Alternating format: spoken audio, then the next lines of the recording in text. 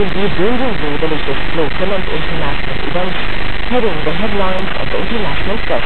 And I would like to first welcome my guest in the studio, Dr. Ehsan Yahia, the head of the International Relations Committee of Revolutionary Youth Union. Dr. Ehsan, thank you very much for joining us. Thank you. And we will begin first with the Washington Post from which we read, Islamists secure lead in Egypt's parliamentary elections. The Muslim Brotherhood said it had won at least 31% of the seats in Egypt's lower house of parliament, with Islamists of various stripes occupying almost two-thirds of the assembly so far. Banned under the post-president Hosni Mubarak, the Brotherhood has emerged as a major winner from the uprising that toppled him, exploiting a well-organized support base in the first two legislative votes in decades. Dr. Ehsan, was this victory for the Islamists in the third stage expected as it took place in the first and second stages? Well, yeah, it was expected after the first stage. It was expected. I think because Islamists were, especially the Muslim Brotherhood, were down with people. They were going to the public every way. They were presenting services, social services to them.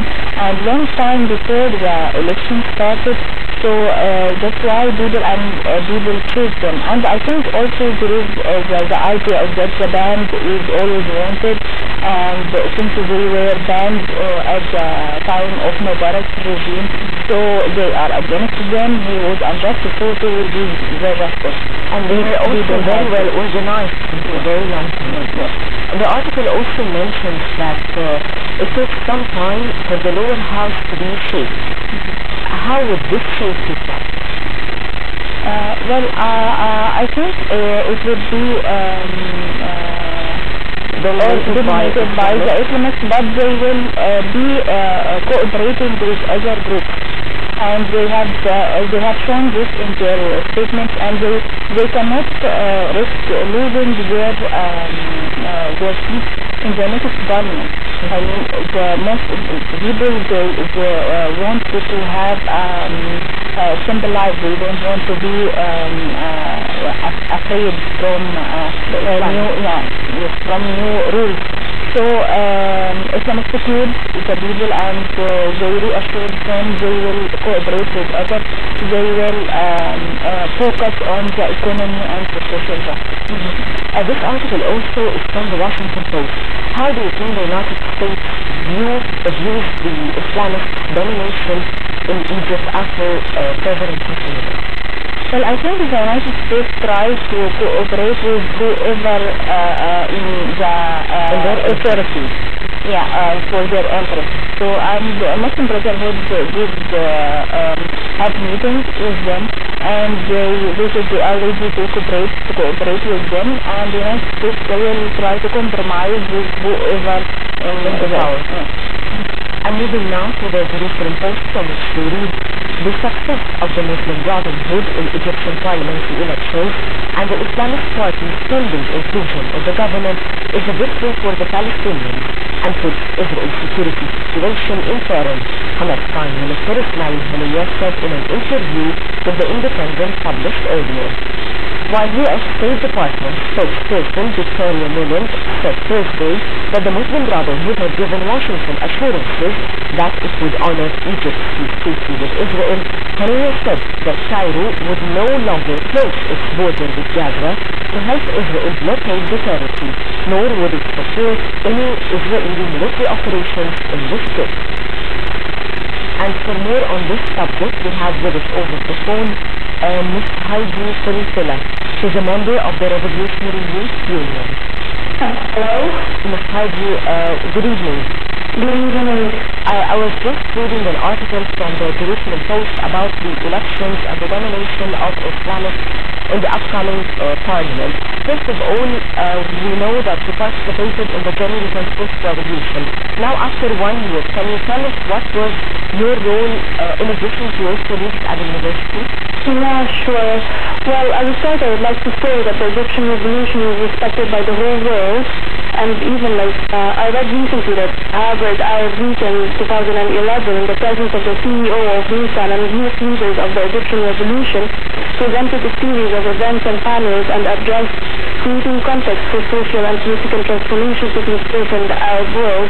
So this shows how the Egyptian revolution is not only being respected but it's affecting the whole world, even in America.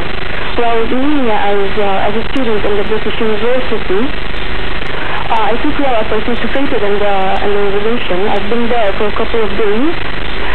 Even on Facebook, I was really active to say rumors about how the revolution is deteriorating the economy and opening doors for Israel.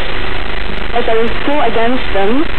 And at the start of the revolution, as far as I remember, it was not very supported by all the Egyptians. So yeah, my friends and I, we had a lot to do. And in the days which I wasn't able to go to the Tahrir Square, I was in my home preparing some food and drinks for the Wall Street,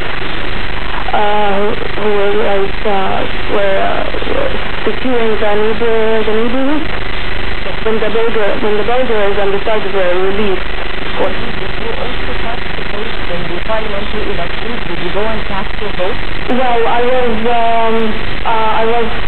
decided to complete my studying abroad so that when I come back I can be able to contribute in a massive transformation in Egypt. But I was keeping track of everything. I was keeping track of who's being elected and the activity of the Muslim Brotherhood, of course. I can't say that I'm totally with them. So I don't believe that religion should be correlated with politics, but it's democracy after all. Did you know that this was the first time that Egyptians abroad were casting their vote? Yeah, I did know that. Yeah, and even my foreigner friends, they were so proud, and they even asked about how the Egyptian revolution is transforming Egypt as a whole. And I was so proud. Our youth has been asked lots of questions about the revolution, and when I spoke, it was massive, it was enormous, yeah. What are we going to do on January 26th? Are we going to go to Tahrir Square and celebrate this revolution, or what are you going to do? Yeah, definitely. I postponed my flight to do so. But if I wasn't able, I'll be there with my heart and mind, definitely. It's worth it.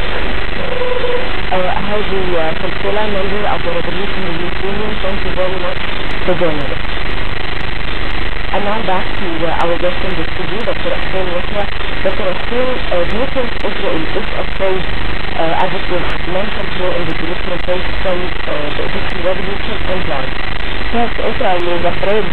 I'm sure of that because Egyptians most of the time in the social media they want Palestine to be free, and the youth always say we are ready to go and kill ourselves to make Palestine free.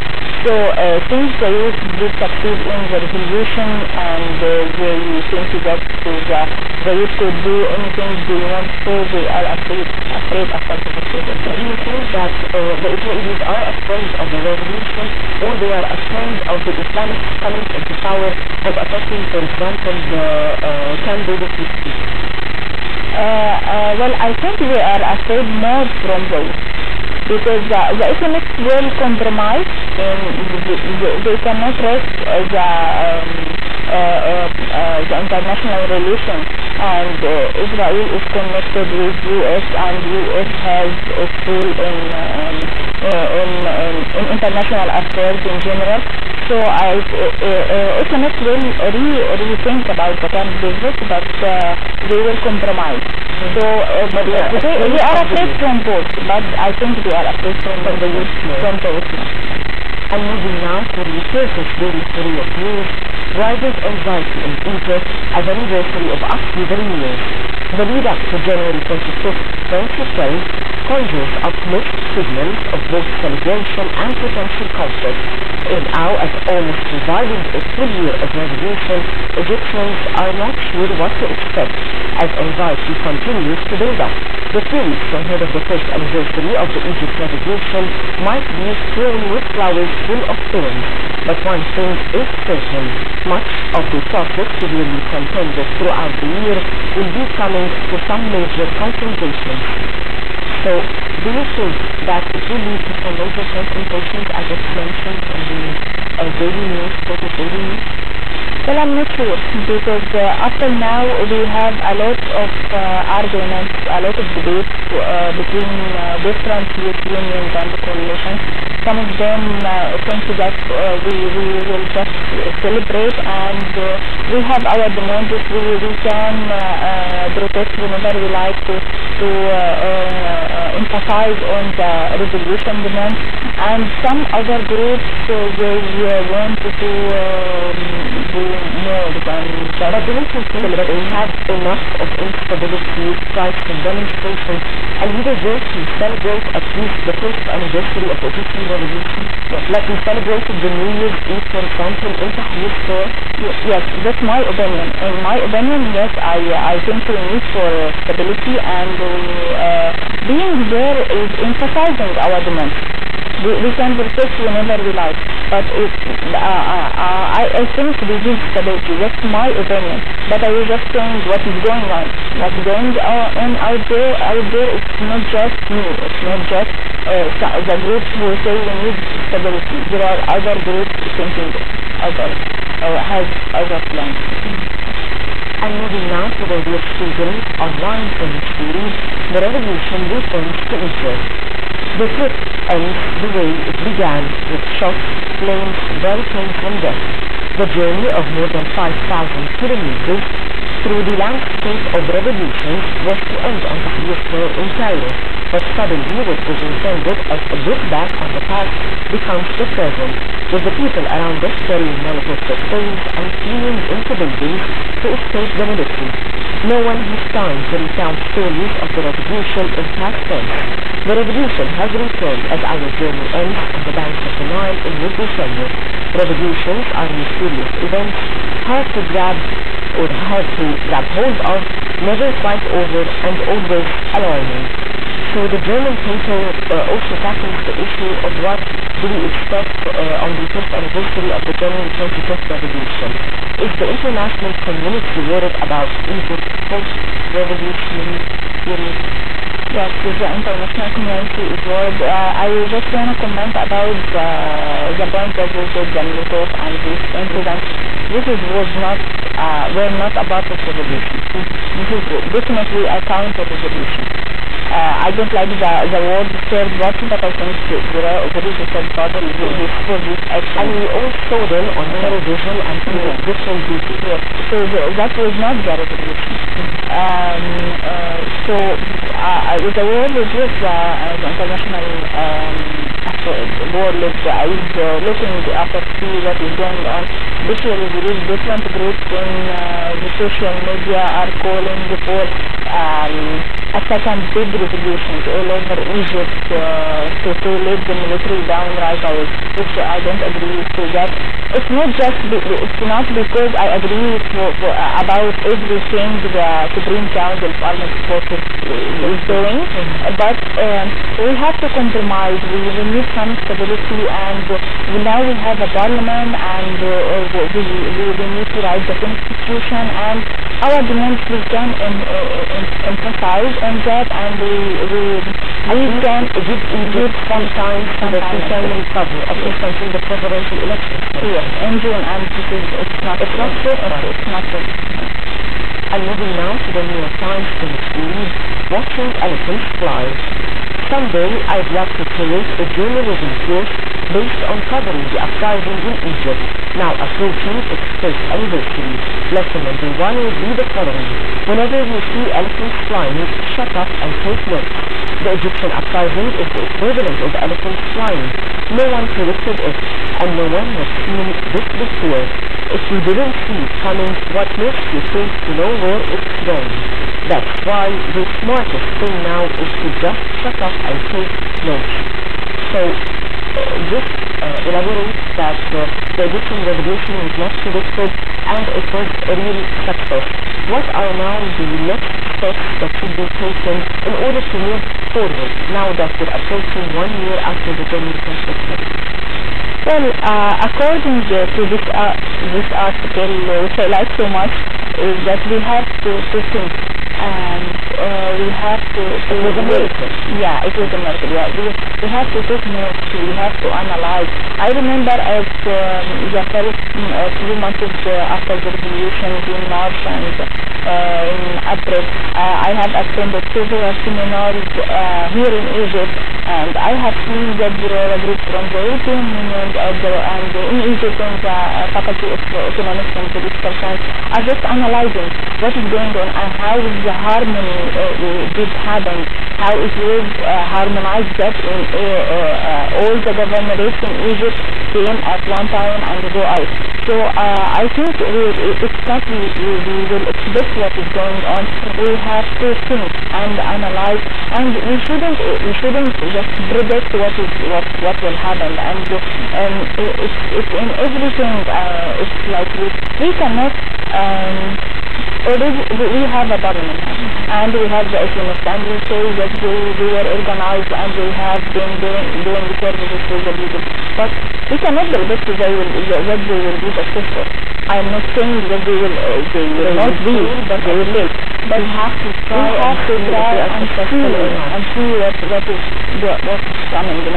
And this is also applies about what we were just saying, that we need a little bit of stability. We shouldn't just go ahead and continue anything from the beginning without even trying. We have to just stay a little and think and take notes. It says here to decide what this article by Thomas Friedman from the New York Times also speaks about the role played by women in the revolution and also in the elections. How do you perceive this thing? The women were there and at least they helped by their presence. They were out there, they were helped in the field hospitals, they were helping in providing the food, and even at home. I remember in the situation at the first days of the revolution, and I was at the field hospital, and just a girl came out and said, my mother are calling any if the girl wants to come up to our home, if she wants to go to the restroom or if she wants to pray, she can just come. And I remember when I went out there, I have seen this old lady, and she said, this is the least I can do. I cannot go out with you, at least this is the least she can come to my mother. Yes, so women were there helping in all different fields, and in education also we were campaigning and trying to raise awareness of other women in different places and in rural areas. And Thomas Friedman also was speaking about Islamists and whether they are going to be affected by power or not. Do you think that they are affected by power? They will be affected by the power in their hands, for example? Well, I'm not sure that I think everyone is affected in a way or another with the power in the hand, and they will compromise. Authority is not easy. Maybe I want to do something, and I think I will do this and this and this when I am in that place, but then when I'm there and I see all the there are many things that can prevent you from doing what you do. So the power will affect them. It's not just because they are bad people, something like that. No, it will affect them because they will be there and they will see the difference of it. And moving now to some international news, And from the Guardian we read about Syria, Arab League mission in Syria has only just started. The general in charge of the 67-strong group of observers, Mohammed al-Badi, says they are prepared for the long term. Arab League monitors in Syria are only at the start of what could become a lengthy mission and are seeing enough cooperation by the regime. The general in charge of the mission has said. Mohammed al-Badi will be in Cairo on Sunday to report to a crucial meeting of league ministers who will decide whether the controversial operation should continue. They enforce or admit failure and seek punitive action against the regime of President Bashar al-Assad by the UN Security Council. Dr. Ahsan, how do you perceive the mission of the Arab monitors to Syria? Was it a successful one or a failure, and why? Well, it's very difficult to say right now because it put us in a difficult situation. If the nation, the UN just goes into Syria, what's happening in Syria and the killing of the people is something crazy. We are not agreeing on that. On the other hand, we are thinking, do we really would we like an international intervention for that or not? So will Syria be like Iraq, or can we just try it in a different way? So if this means that this mission was a failure, what are the weak points in this mission? It's not having complete authority or cooperation from the regime. And actually they came up with some results saying that the situation is normal, although if we are all watching the situation even on the television screens, we will not feel that the situation is normal. It's not normal, and it's a complete failure. So what is the next step for the Arab League after the Arab monitors went there and today they were discussing the report submitted to the Arab League?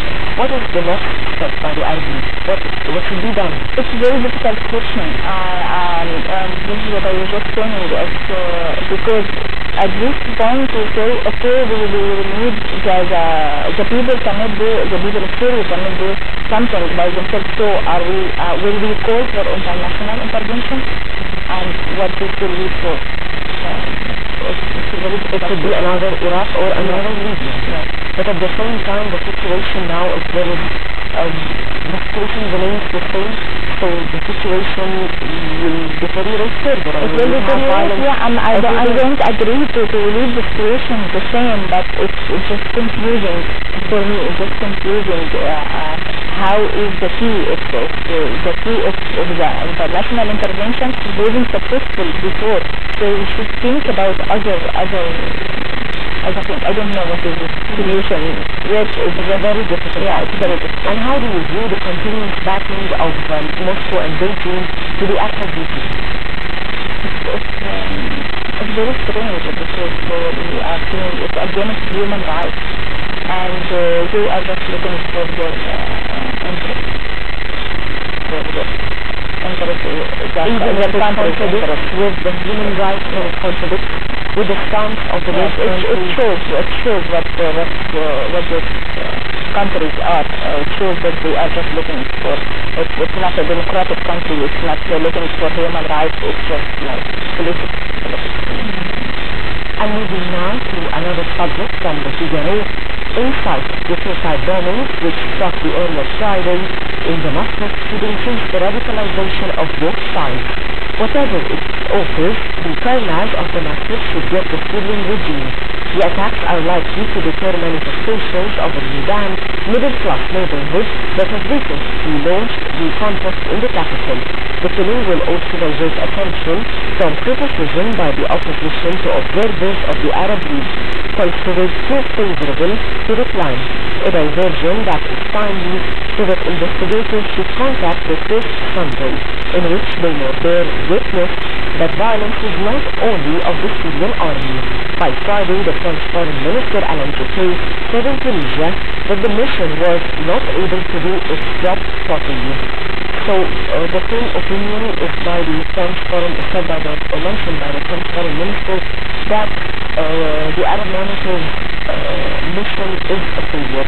So this explosion, this suicide bombing that took place, do you think it's really to divert the attention? It's most likely it would divert attention, yes. Most likely it would divert attention, and it's not hidden that but it's not hidden that the mission was failure, but I don't think that attention will be diverted anywhere. I mean, people now are understanding the distribution.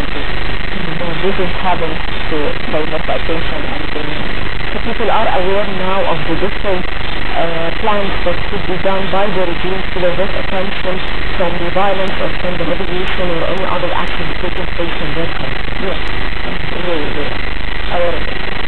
I would like to thank my guest in the studio, Dr. Ehsan Yahia, the head of the International Relations Committee of the Revolutionary Youth Union. Dr. Ehsan, thank you very much for joining us. Thank you. And we hope you enjoyed today's episode. Many thanks for watching, and stay tuned for the daily debate coming up next.